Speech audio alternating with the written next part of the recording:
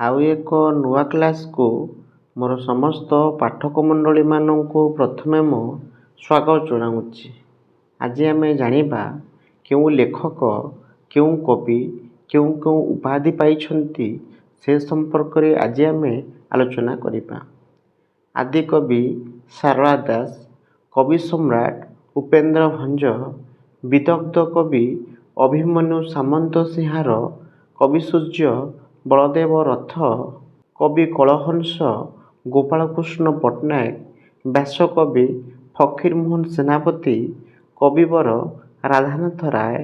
ଭକ୍ତକବି ମଧୁସୂଦନ ରାଓ, ସ୍ୱଭାବ କବି ଗଙ୍ଗାଧର ମେହେର, ସନ୍ଥକବି ଭୀମ ଭୋଇ ବା ଅନ୍ଧକବି ଭୀମ ଭୋଇ, ପଲ୍ଲୀକବି ନନ୍ଦକିଶୋର ବଳ, କବିଶେଖର ଚିନ୍ତାମଣି ମହାନ୍ତି,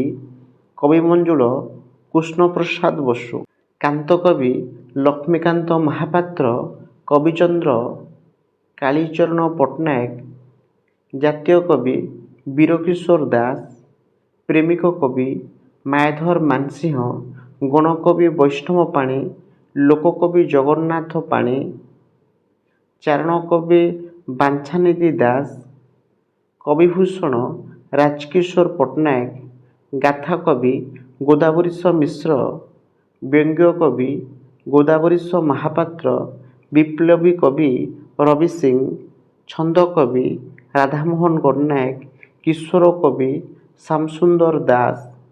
କାବ୍ୟ ବିନୋଦ ଲୋଚନପ୍ରସାଦ ପାଣ୍ଡେୟ, କଳ୍ପଲତା ଅପର୍ଣ୍ଣା ଦେବୀ, କାବ୍ୟ ଭାରତୀ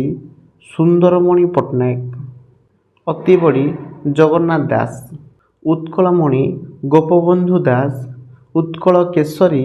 ହରେକୃଷ୍ଣ ମହାତାବ, ଉତ୍କଳ ଗୌରବ ମଧୁସୂଦନ ଦାସ, ଉତ୍କଳ ଭାରତୀ କୁନ୍ତଳା କୁମାରୀ ସାବତ, ଉତ୍କଳ ରତ୍ନ ବିଶ୍ୱନାଥ ମିଶ୍ର, ଉତ୍କଳ ଭୀମ ପଦ୍ମଚରଣ ପଟ୍ଟନାୟକ, କଳାନିଧି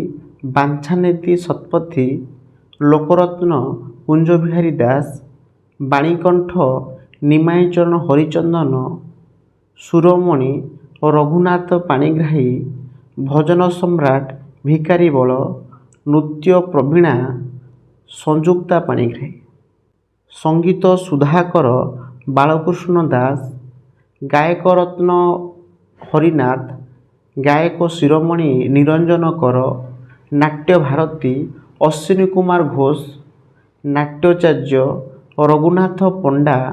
ଭୂମିପୁତ୍ର ବିଜୁ ପଟ୍ଟନାୟକ, କର୍ମବୀର ଗୌରୀଶଙ୍କର ରାୟ, ଉତ୍କଳ ଘଣ୍ଟ ଯଦୁମଣି ମହାପାତ୍ର, ବ୍ରଗବାକ୍ ଚକ୍ରପାଣୀ ପଟ୍ଟନାୟକ, ବ୍ରହ୍ମଜ୍ଞ